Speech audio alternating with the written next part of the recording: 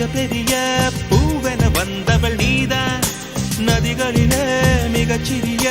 நதி என வந்தவள் நீதான் கனவுகளின் ஹோய் ஹோய் முகவரி நீ ஹோய் ஹோய் கவிதைகளின் தாய்மொழி நீ எனக்கெனவே காதலித்தால் ஆனந்தம் கண்ணடித்தால் ஆனந்தம்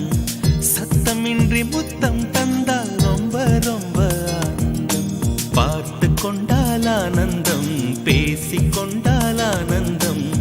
அங்கங்க தீண்டும் போது கோடி கோடி ஆனந்தம் கை